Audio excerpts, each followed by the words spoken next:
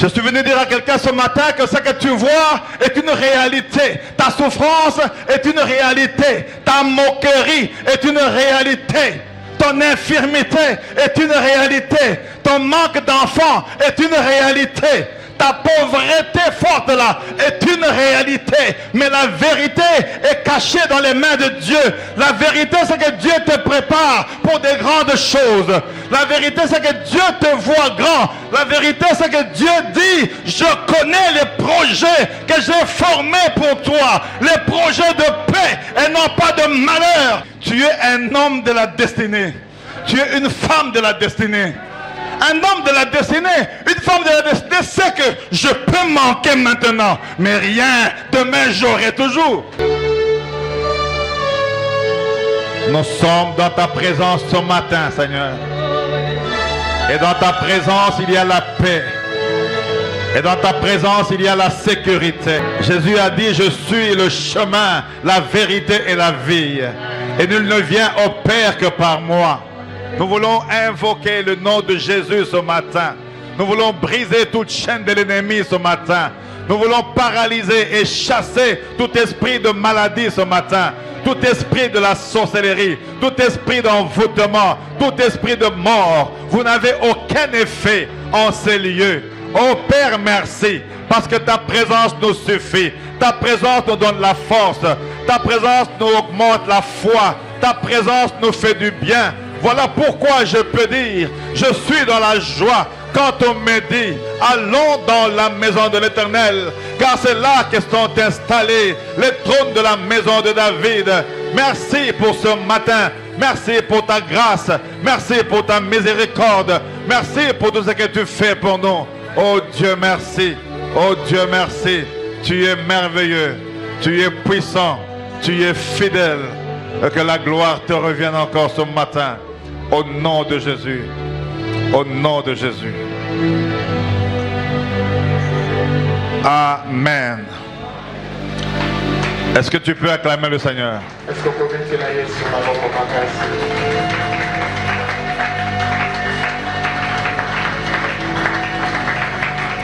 J'attends tes mains, j'attends tes mains, j'attends tes mains.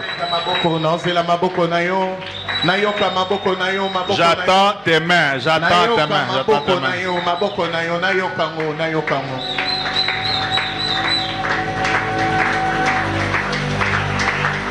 Oh, tu es assis. Ok, tu peux t'asseoir encore. Est-ce que tu peux te lever et acclamer le Seigneur là où tu es?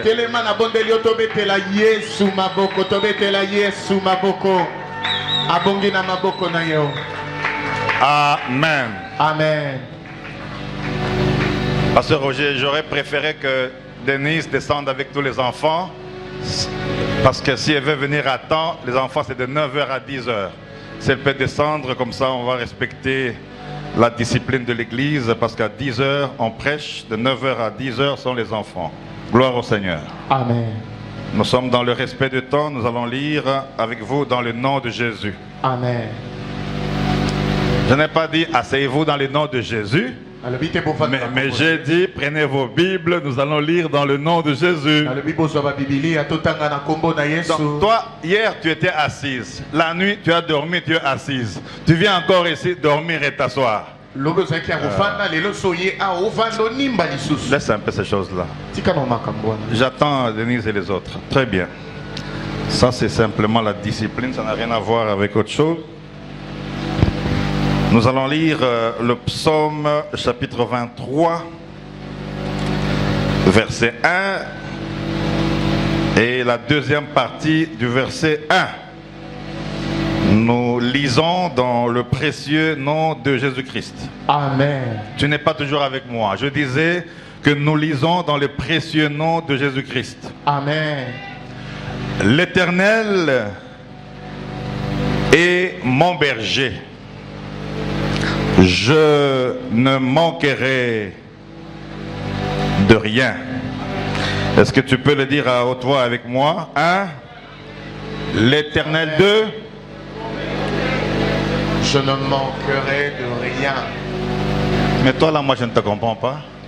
Même pour arrêter le taxi, tu cries, hé, taxi, moto. Mais ici l'Éternel... Tu veux devenir Est-ce qu'on peut répéter? 1, 2. L'Éternel est mon berger, je ne manquerai de rien. Est-ce que tu peux le faire à haute voix? 2. L'Éternel est mon berger, je ne manquerai de rien. Alors c'est lui qui croit que l'Éternel est son berger et qui ne manquera... Non, on n'interprète pas aujourd'hui. On est vraiment dans l'heure. Tout le monde parle français. C'est lui qui croit que l'Éternel est son berger et il ne manquera de rien. Il peut acclamer le Seigneur.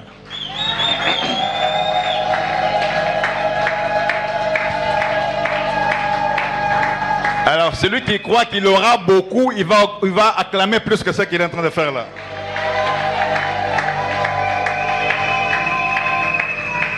Amen. Tu peux t'asseoir maintenant.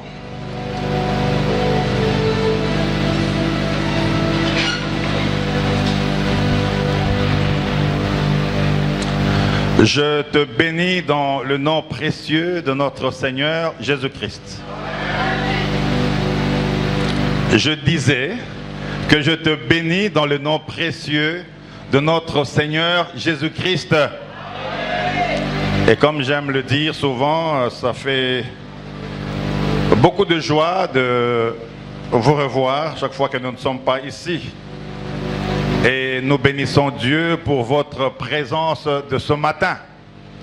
Et nous bénissons également Dieu pour ceux qui sont là déjà à 10 heures pour écouter la parole, parce que souvent les gens venaient même à 12 heures, juste, même si on a commencé à 8 ou à 10, mais nous allons nous habituer comme ça, pour que 8h30, il y a déjà l'intercession, nous commençons déjà et nous respectons aussi le temps. J'aimerais déjà donner un communiqué pour dire qu'après la prière, tous les ouvriers vont attendre, tous les pasteurs et tous les ouvriers, cela veut dire même les serviteurs, ceux qui servent ici, vont attendre pour une communication peut-être de 10 minutes et puis vous pourrez bien rentrer dans vos maisons. Gloire au Seigneur. Gloire au Seigneur. Je crois que le pasteur Roger a prêché, je crois, 2 dimanches, il vous a parlé sur la grâce et en insistant sur la grâce sur les maladies et comment on peut tomber malade et comment Dieu est capable par sa grâce de nous guérir. Et je voudrais confirmer ces paroles pour vous dire que même si vous êtes malade, Dieu est là avec sa grâce et sa miséricorde pour vous guérir. Voilà pourquoi je veux dire encore que si tu es malade ce matin, reçois la guérison dans le nom de Jésus. Ah, donc toi tu n'as même pas mal à l'oreille. Je disais, si tu es malade, reçois la guérison dans le nom de Jésus. Gloire à Dieu. L'Éternel est mon berger. Mais aujourd'hui nous allons parler de je ne manquerai de rien.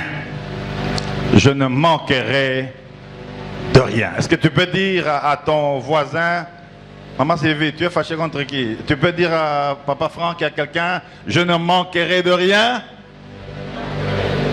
Regarde un peu comment tu fais. Il y a une soeur là, elle mange le bazooka. D'abord, on ne mange pas le bazooka dans l'église.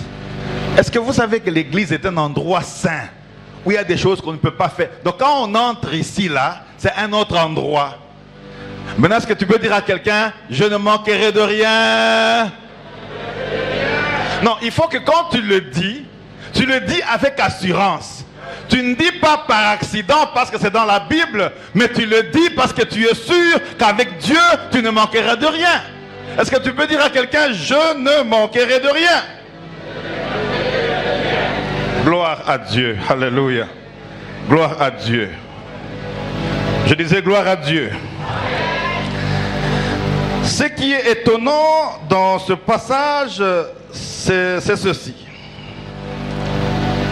Lorsque David dit l'Éternel est mon berger, je ne manquerai de rien, il n'a rien. Je recommence encore. Il ne dit pas je ne manquerai de rien parce qu'il en a beaucoup. Il ne dit pas, je ne manquerai de rien parce qu'il a des vaches, de taureaux, il a tellement de choses. Non, non. Il dit, je ne manquerai de rien quand justement il n'a rien. Est-ce que je parle à quelqu'un? La Bible ne dit pas, j'ai regardé plusieurs versions, la Bible ne dit pas, je ne manque de rien. La Bible dit, je ne manquerai. Cela veut dire, tu peux manquer maintenant, mais avant 19h, tu auras quelque chose. Mais ce qui est puissant ici, c'est que David est un homme de foi. Il sait qu'il a des combats. Il sait que ses frères l'ont abandonné. Il sait que même son propre père l'a rejeté. Il sait que quand il est en brousse, en train de paître les brebis, il est seul. On ne le cherche pas par sa famille. On ne le cherche pas par ses amis. On ne le cherche pas du tout. Parce qu'il n'est pas nécessaire.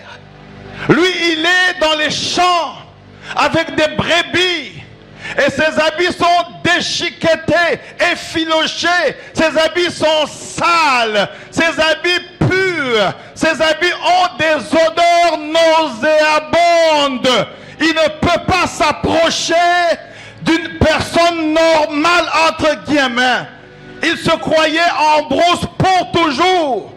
Mais quelque chose revenait en lui par la foi pour dire, je sais que même ici en brousse, Dieu est avec moi. Je sais que même quand je pleure, Dieu est avec moi. Je sais que même quand je suis malade, Dieu est avec moi. Je sais que même quand j'ai des problèmes, l'Éternel est avec moi.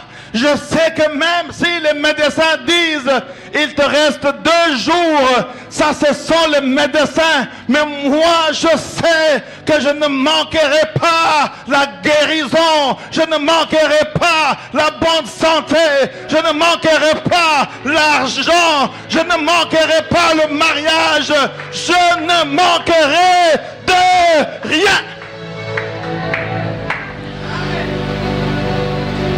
Si quand il disait ces choses, il en avait beaucoup, ça n'allait pas être très intéressant. Mais il n'a rien. Mais il croit que son berger va pourvoir à tous ses besoins. Je voudrais introduire pour te dire que celui que tu pries ou celui que tu adores, que celui que tu loues a des solutions pour ta vie. Il a d'abord des solutions et lui-même est la solution. Il a des réponses à tous tes problèmes, mais lui-même est la réponse. David s'édifie. Ici, David est comme un rejeté. Il est comme un abandonné. Il est comme un oublié. C'est comme l'église. L'église, c'est comme un hôpital. Où des gens étaient des sorciers. Dieu les a convertis, des voleurs. Nous tous là, nous venons de quelque part. Nous avons accepté Jésus. Il nous a ramassés. Il nous lave jour après jour. Voilà pourquoi nous venons ici. Nous ne venons pas ici pour autre chose. Nous venons ici parce que nous avons cru en un Dieu qui a été capable de changer nos vies. Et il le fait chaque jour. Voilà pourquoi nous venons à l'église. Donc ici, c'est un David. Le contexte biblique parle du malheureux entre guillemets, celui qui n'a rien, celui qui manque. Et c'est ce que nous allons continuer dans peu de temps aujourd'hui. Lorsqu'on dit « ne manquez de rien », cela veut dire ne pas vivre dans l'abondance. Cela veut dire ne pas vivre dans le confort ou dans la suffisance. Cela veut dire on est là sans avoir tous les besoins dont on cherche ou qu'on cherche. Les synonymes de ne manquer de rien veut aussi dire on n'est pas on est plutôt à l'abri du besoin. Les besoins sont loin, mais on est loin de ces besoins. On n'a pas l'aisance. Mais David dit dans toutes ces choses, malgré ce que je vis maintenant, je sais que je ne manquerai de rien. Être à l'abri du besoin, c'est la sécurité matérielle. Donc David ne parle pas seulement de l'argent. Quand il dit je ne manquerai de rien, c'est-à-dire j'aurai même ma sécurité. Manquer de rien, ce n'est pas seulement l'argent, ce n'est pas seulement le besoin matériel. Manquer de rien, ça veut dire lorsque les démons viennent, les anges sont aussi là pour te protéger. C'est ça aussi, manquer de rien. Mais lorsqu'on manque, on peut aussi dire, on ne vit pas dans l'abondance et dans l'aisance financière. Parce que la Bible dit, l'argent répond à tout. On ne peut rien faire sans l'argent. Je vais vous déranger encore aujourd'hui après 11 heures pour le loyer. Ça va atteindre plus ou moins 2 mois encore. Même là où tu vis, c'est la même chose. Avant de venir, tu as acheté des pains pour tes enfants. Parce que c'est un besoin, il faut manger. Donc il faut de l'argent. Est-ce que je parle à quelqu'un? Tu es bien habillé. Tu as eu de l'argent pour acheter ces habits. Sans argent, il est difficile. L'argent, en fait, c'est le pouvoir d'achat. Le pouvoir qui t'aide à acheter ou à avoir quelque chose. Entre 1500 et 1905, il y avait le troc, les échanges. Je te donne mon habit, tu me donnes les chaussures. Je te donne ma chèvre, tu me donnes le mouton. Je te donne la porte, tu me donnes les fenêtres, l'échange, le pouvoir d'achat. Et lorsqu'on manque ces choses, on est misérable. Lorsqu'on manque ces choses, on devient mendiant. Lorsqu'on manque ces choses, même si on prie, on peut facilement oublier Dieu parce qu'on n'a pas l'abondance. Ne pas manquer, c'est aussi avoir le nécessaire. Le nécessaire. Quand j'avais 12 ans, je crois, 12 ans ou 13, est-ce que tu es avec moi? 12 ans ou 13, je vous ai raconté il y a 2 ans ici, où nous étions dans une maison sans fenêtre. Je ne sais pas, Julie, avec quel âge là? Je vais avoir 5 ou je ne sais pas combien, ou 4. Alors on mettait des cartons pour couvrir les fenêtres à cause du froid. Et on n'avait pas de porte. Toi tu dis, je souffre, porte en or, $400, je souffre des fenêtres métalliques. Continue à souffrir. Pas de ciment. Parce que si on dit pavement, ça va encore, rien. Mabellement, bien, vous êtes là. Je peux continuer? Est-ce que je peux continuer? Mais ce qui était bizarre, c'est quoi? C'est qu'on avait 2 lits. Les garçons dormaient avec leur père. Moi, je suis qui garçon, mes filles. Me regardez. Tu as déjà dormi avec ton père? Tu as ton lit, tu es bien couverture. Oh, je n'irai pas à l'église, je souffre. Toi, tu souffres. Ça va. Et les filles dormaient avec leur mère, ma défunte mère. Et bon, ça c'est dimanche, hein? On arrête par là. Souffrance. Et les moustiques. Non, nous les autres là, même si on peut prendre les médicaments pour le malaria, je crois que les moustiques nous connaissent.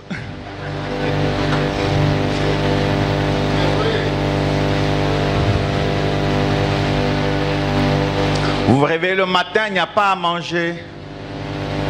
Et j'étudiais à Imara, l'école des prêtres. où chacun, il y avait beaucoup de blancs, de petits blancs, j'ai encore des photos, où chacun déjeunait, où le mot petit déjeuner était un terme difficile. Mais alors tu pars en culotte, kaki, je me rappelle encore, tu n'as pas mangé, tu es à l'école. Et c'est loin, et c'est à pied. Pasteur Roger peut voir un peu, je crois, Katouba 3, c'est comment encore? Jusqu'à Imara, c'est combien d'heures, Pasteur Roger? 2 heures ou bien c'est combien d'heures? 2 ou 3 heures à pied. Sans effet pour aujourd'hui. Mais je crois que c'est ce qui nous a donné un peu la force, à renforcer un peu les os. C'était important.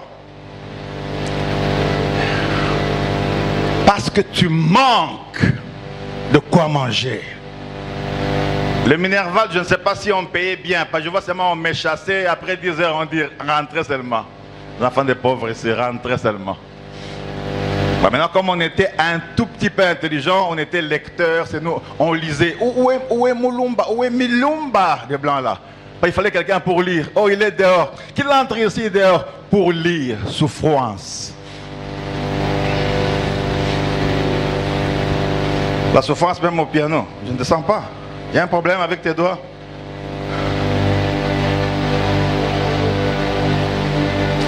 Et vous rentrez le soir.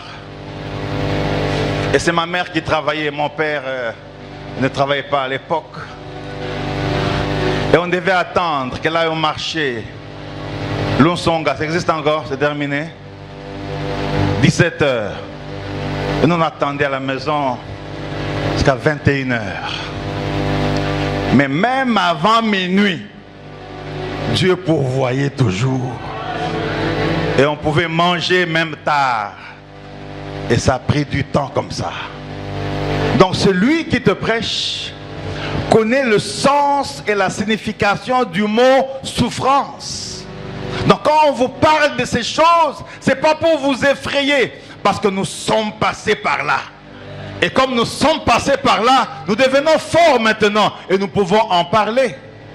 Et quand quelqu'un m'appelle, je n'ai pas encore mangé. J'ai seulement mangé un peu du riz. J'ai dit que Dieu te bénisse. Je prie seulement, je laisse. Au moins tu as mangé du riz.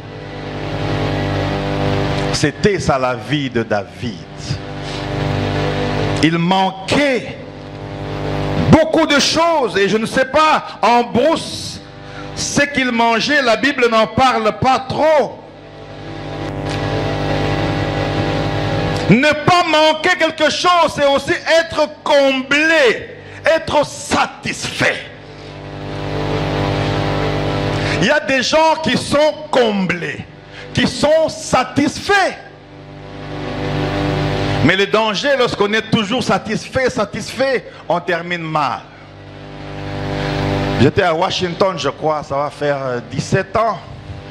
J'ai rencontré une fille d'un ancien président, dont je ne peux pas citer le nom ici. Vous savez, le président qui avait tout là, hein, l'aumônier. Vous êtes congolais? Allô? Je ne dis pas les 2 cas. Ou les 3 cas, parce qu'avant c'était Kassavo, n'est-ce pas? Je dis l'autre là, qui avait tout. Mais quand j'ai rencontré sa fille, c'était dans un séminaire. Alors on dit, mais ça c'est la fille de... Tu regardes, tu tales, tu dis, la vie est... Parce que le papa avait tout. Afrique du Sud, Suisse, Allemagne, États-Unis. Les enfants étaient gâtés. Ils sont nés dans l'argent. Ils dormaient sur l'argent.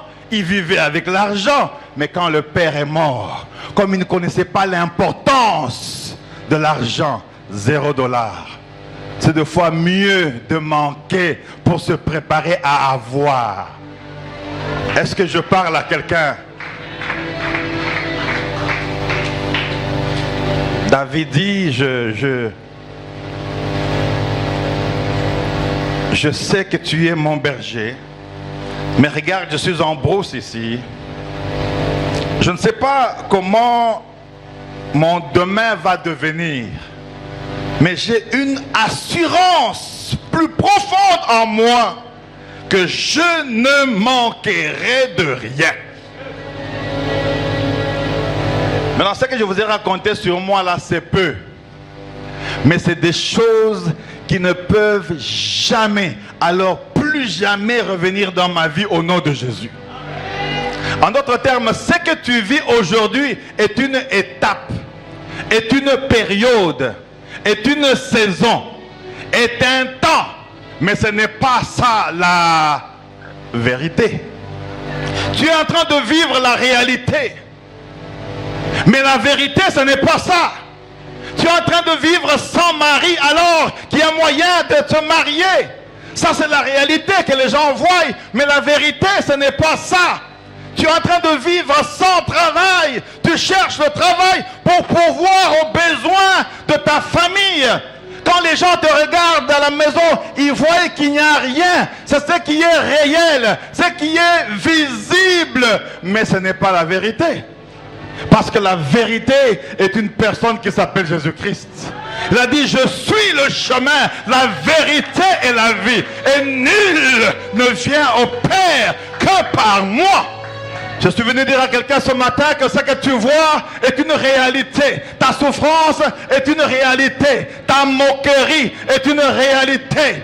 Ton infirmité est une réalité. Ton manque d'enfants est une réalité. Ta pauvreté forte là est une réalité. Mais la vérité est cachée dans les mains de Dieu. La vérité, c'est que Dieu te prépare pour des grandes choses. La vérité, c'est que Dieu te voit grand. La vérité, c'est que Dieu dit, je connais les projets que j'ai formés pour toi. Les projets de paix et non pas de malheur. Et non pas de la souffrance. Et non pas de pauvreté. Et non pas de mendicité. Je connais le projet que j'ai formé pour toi. J'ai toujours cru que Dieu a toujours un projet meilleur pour chacun de nous. La preuve, c'est que même après 1 ou 2 ans, tu ne seras pas la même personne. La preuve, c'est qu'après 2, 3, 4 ans, on va commencer à te chercher. Mais où est-ce que tu es? Je suis en train de faire les voyages d'itinérance. Je suis en Afrique du Sud pour 2 semaines. Je vais revenir pour 1 semaine. Mais je dois aller en Suisse pour 3 semaines. Et quand je vais revenir, je dois voir mon père en Belgique pour 1 semaine. Dieu prépare de grandes choses. Mais il veut que tu comprennes d'abord que tu dois passer par la mort. Alléluia. Est-ce que je parle à quelqu'un? C'est pourquoi j'ai toujours dit, tu es un homme de la destinée. Tu es une femme de la destinée. Un homme de la destinée, une femme de la destinée sait que je peux manquer maintenant, mais rien, demain j'aurai toujours. Ne te moque pas de ceux qui n'ont pas, parce que demain ils peuvent devenir tes chefs. C'est pourquoi sois poli envers tout le monde, respecte tout le monde. Même nous comme pasteurs là, nous devons vous respecter aussi. On vous prêche, on vous blâme, on vous punit, mais nous devons vous respecter parce que vous êtes les provisions pour nous. Qui sait? Mais normalement, ce que j'ai là m'appartient d'abord moi. Ça appartient à Dieu, à mes enfants, que vous êtes aussi spirituels. Mais ce qui est vrai, c'est que si Papa Franck devient directeur de cabinet d'un premier ministre, ce qui est à lui, ça, c'est à moi, parce que c'est mon enfant spirituel. Ah oui, ah oui, ah oui. Moi, je prie pour que tu sois béni, parce que ce qui est à toi, c'est aussi à moi. À ton père physique, oui. À ta mère, oui. Mais à moi aussi. Parce que moi aussi, je te donne. Je t'offre la parole qui change ta vie. Je t'offre la parole qui change ta situation. Je te donne la parole de Dieu qui change, qui transforme ta vie. Donc, ce qui sera à toi bientôt là, sera aussi à moi.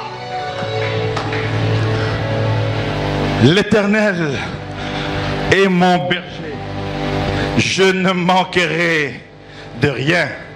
Ça c'est fort, ça. Quelqu'un qui n'a pas mais qui croit qu'il a, ça c'est fort. En fait, David veut dire, je sais qu'il appelle à l'existence les choses qui n'existent pas comme si elles existaient. Je sais que je n'ai pas encore un véhicule, mais je vois que j'en ai déjà 3. Pour moi, ma femme et les enfants.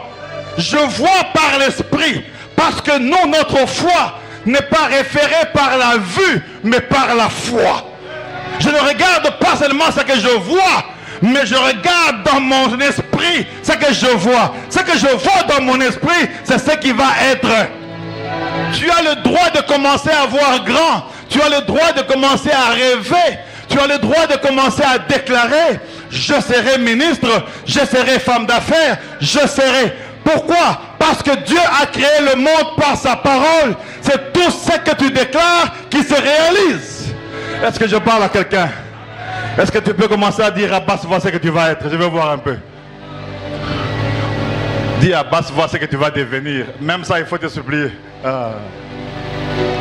J'attends. Oh, toi tu vas devenir qui? Je dis ce que tu vas devenir toi-même. Ok, si tu vas devenir PDG de pousseurs, c'est aussi une vision. J'ai dit: dis ce que tu vas devenir.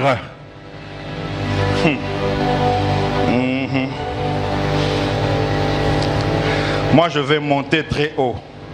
Je serai grand, plus que grand. Bientôt on va dire orgueilleux. Dites tout ce que vous voulez, mais je déclare des choses que je vois en esprit.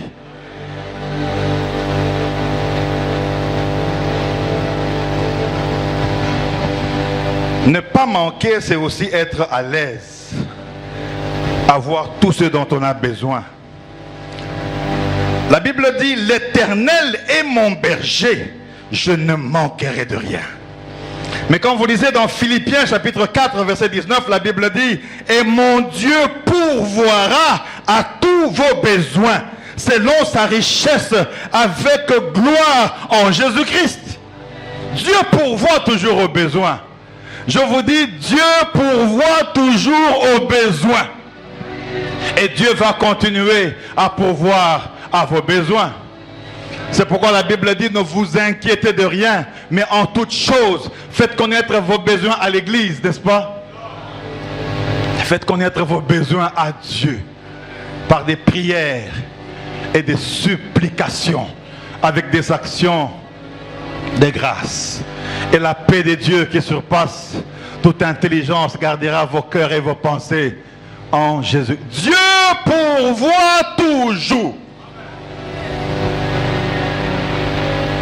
Alors qu'Abraham prenait Isaac, parce que Dieu avait demandé de l'offrir, il prend Isaac.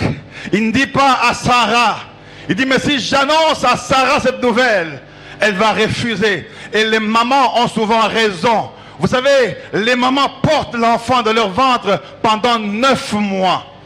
Le papa, il est là, il a donné la sémence, et puis il croit que c'est fini, il commence à marcher, mais il n'a pas la capacité de garder l'enfant pendant 9 mois. Mais c'est la femme qui a cette souffrance-là. Elle a des douleurs, elle a des coliques, elle a des gastrites. Pourquoi Nathalie regarde à son mari et dit: ici on prêche, il faut me regarder moi ici. La femme est porte. C'est pourquoi il faut respecter les femmes. J'ai dit: il faut respecter les femmes. Même pour, au moins même pour ça quand même, hein, il faut respecter. Je me demande si moi je pouvais porter 9 mois, est-ce que 3 mois d'abord ça va coquer? Je vais enlever Mbango. Comment tu veux? Châtiment. Papa Roger, 9 mois. Tu marchais comme ça. Il y a des gens qui sont sur leur téléphone alors qu'on prêche. Gloire à Dieu. Hein, Papa Roger? Donc tu marchais comme ça. Et puis c'est comme ça. Et puis c'est... Et puis tu demandes des saucissons le matin. À 8h tu dis: je ne veux plus ça, je veux autre chose. 9. Il faut respecter les mamans. Je dis: il faut respecter. C'est pourquoi Abraham comprend que non. Si j'ai dit à cette femme-là, qui a souffert pendant 10 ans pour avoir cet enfant, que Dieu demande encore l'enfant, tout peut arriver. On peut même se séparer. Parce que j'ai souffert avec cet enfant. C'est pas maintenant dire: Dieu m'a dit, Dieu t'a dit. Seulement maintenant. Alors il part seul parce qu'il obéissait à Dieu. Et quand il arrive, l'enfant est intelligent et dit: papa, est-ce que vous allez lire dans vos Bibles? Je ne sais pas. L'enfant avait quel âge pendant qu'on l'amenait? Elle avait quel âge? Combien? 12 nénés. Vous êtes sûr? C'est 12 ou bien c'est 14? Allez lire vos Bibles là. Papa, mais je vois quoi? Je vois le bois. Et je vois quoi? Et je vois le feu. Mais je ne vois pas quoi? Je ne vois pas l'agneau. Donc l'enfant est intelligent. Abraham n'a pas de réponse. Il n'a pas de réponse intellectuelle. Il n'a pas de réponse scientifique. Il est dépassé. Il croit par la foi. Et il dit, Dieu pourvoira. Il y a des choses dont il ne faut pas réfléchir. Tu vas devenir fou. Tu crois seulement que Dieu va faire. Tu t'arrêtes là. Tu fais ta part. Tu fais ce que tu peux faire. Mais tu continues à croire que Dieu va pourvoir. Pour mon travail, Dieu va pourvoir. Pour mon argent, Dieu va pourvoir. Pour mon mariage, Dieu va pourvoir. Pour la maternité, Dieu va pourvoir. Il est le Dieu qui pourvoit à tous nos besoins. Alléluia. Dieu pourvoit toujours. L'Éternel est mon berger. Je ne manquerai de rien. Dans Psaume 34, verset 11, la Bible dit, les lionceaux éprouvent la disette et la faim, mais ceux qui cherchent l'Éternel ne sont pas privés d'aucun bien. Et dans Matthieu 6, 33, la Bible dit, cherchez premièrement le royaume et la justice de Dieu, et toutes ces choses vous seront données par-dessus tout. Alléluia. Dans Deutéronome 2, verset 7, la Bible dit, voici, voilà, 40 ans que l'Éternel, ton Dieu, est avec toi, et tu n'as manqué de rien.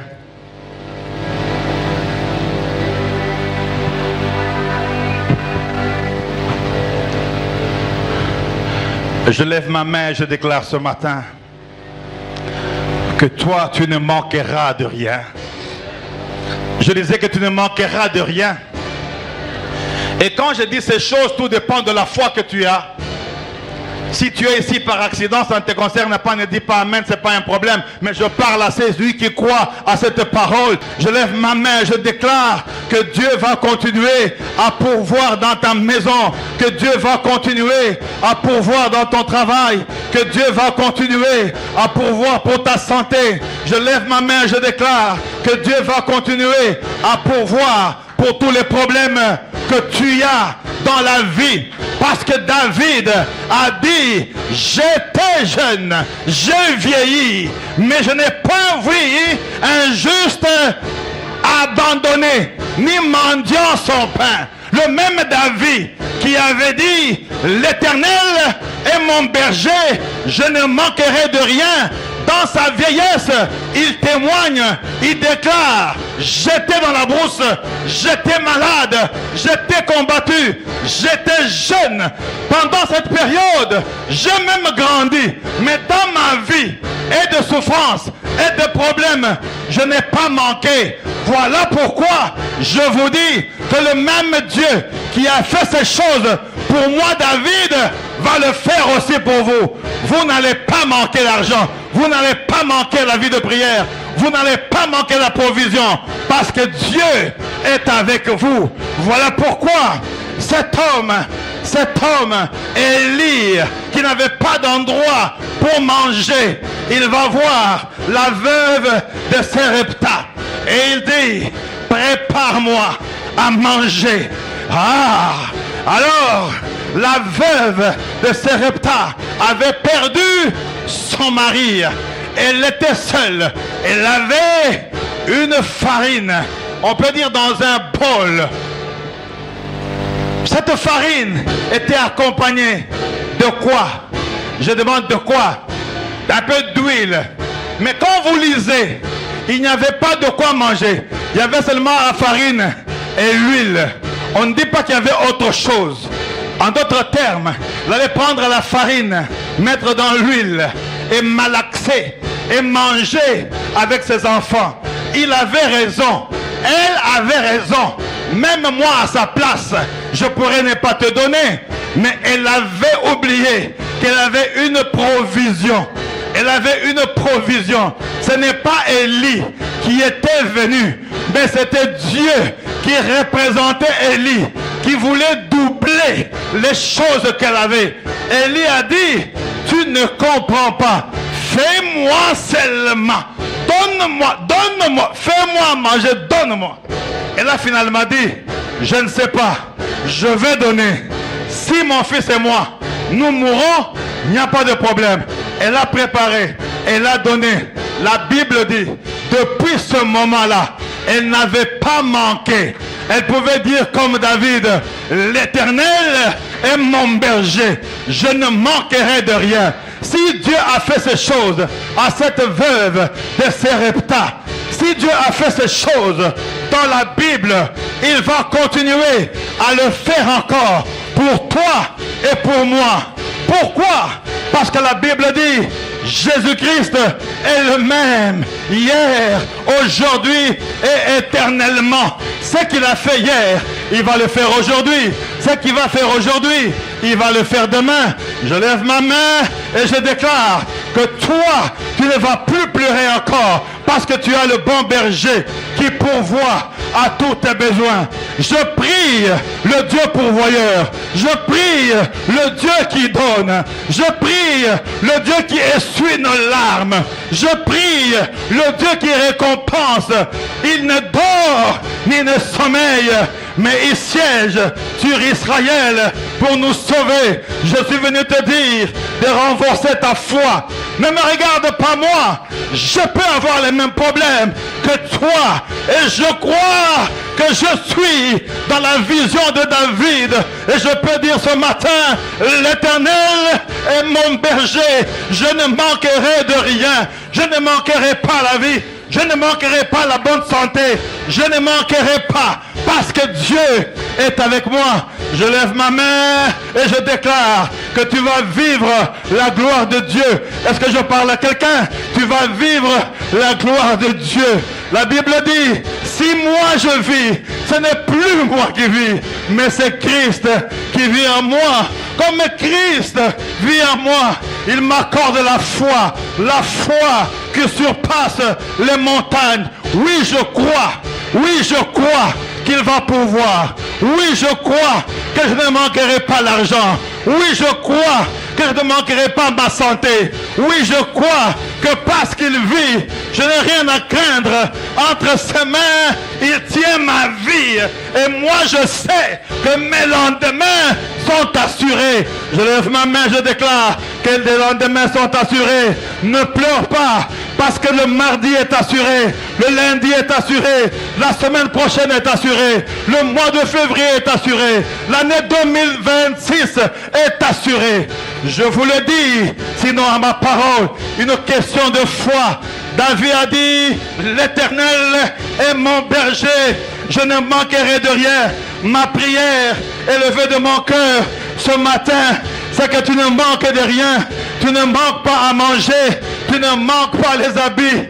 La Bible dit, si nous avons seulement la nourriture et le vêtement, cela nous suffit.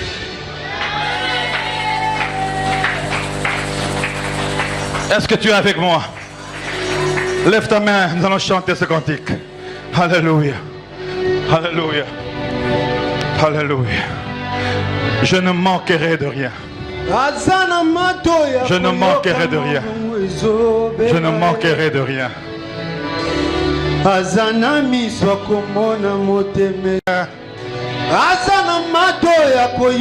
Alléluia. Alléluia. Je ne manquerai de rien. Je ne manquerai pas la nourriture. Je ne manquerai pas les vêtements. Je ne manquerai pas la vie de prière. Je ne manquerai pas l'intercession. Je ne manquerai pas l'évangélisation. Je ne manquerai pas la parole. Je ne manquerai pas parce que Dieu est avec moi. Est-ce que tu peux chanter? Est-ce que tu peux lever tes mains maintenant?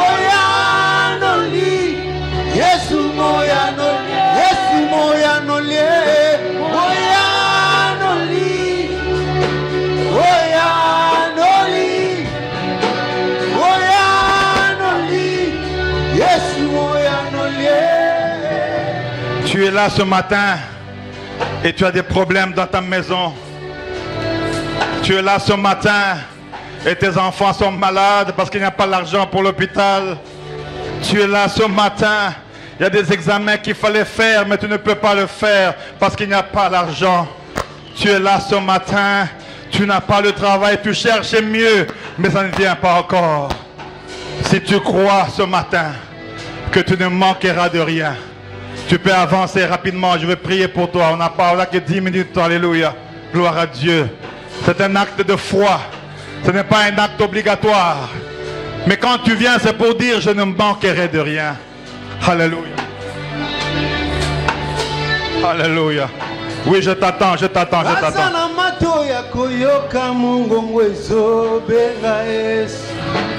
Je ne manquerai de rien. Oui, tu ne manqueras de rien. Tu peux venir, tu peux venir, tu peux venir. Oui, tu peux avancer, tu peux avancer. Les mains sont levées, les mains sont levées. Alléluia. Oh, Dieu te bénisse. Alléluia. Alléluia.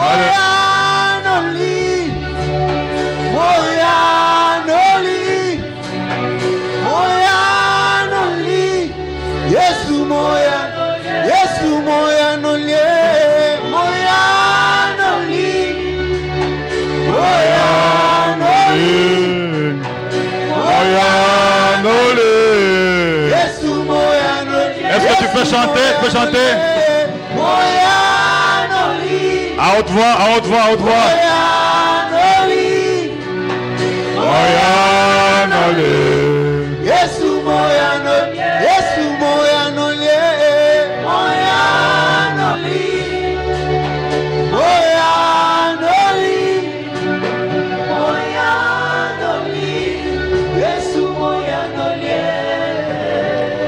Tu vas répéter cette prière après moi.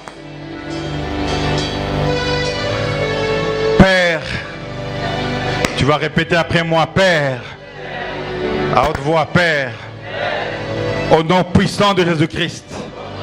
Même si tu es resté assis, tu peux toujours le faire. Père, au nom puissant de Jésus-Christ, je suis à toi ce matin.